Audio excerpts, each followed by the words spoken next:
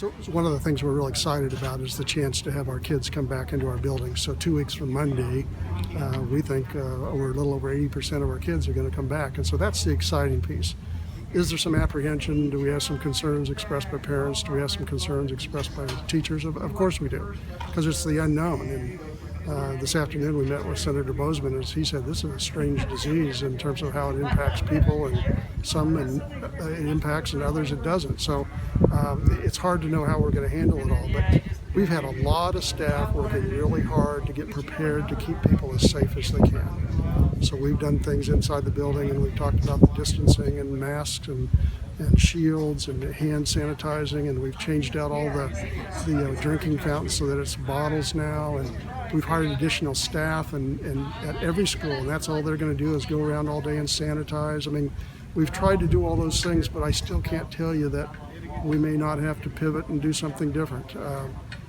And that's what we're supposed to be prepared for. The State Department has said you need to be prepared to pivot, and maybe you're closed 2 days and then you come back, or maybe it's 2 weeks. We don't know. But our hope is we get kids back in the classroom and they're engaged in the learning, and we all stay healthy. But that just remains to be seen.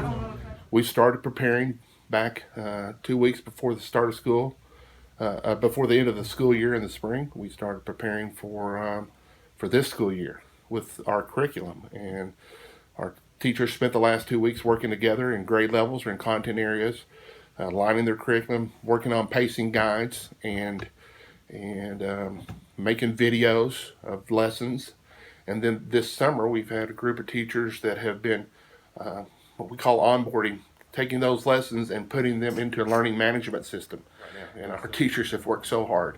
They're over right now in our cafeteria, our elementary cafeteria, working with our technology network administrator, and he's there helping them get their lessons online. And so we're real proud of what we're doing. We felt like back in the start of, back at the end of the semester, we had to be ready for this, for the uncertainty of this school year. And so we'll be prepared, and we're proud of what we've put together. Been extremely busy for all staff, and again, I can't emphasize that enough, that it's been a team effort here in Rogers. But what has been a little bit of a challenge is that people want information right away in the summer, and we weren't getting details except, as the state maybe knew it, or as they made plans to push out. So we literally said sometimes things would change daily or at least weekly, and they are still changing. As we talk today, we don't know for sure what's going to happen with football and volleyball. But so that's what the summer was like. Get some new information, react, get some concerns from parents and teachers. We might look at, have we looked at such and such? And so we try to incorporate that into our plan. So it was a good time to make some of those reactions before we have kids come, before we get started in school.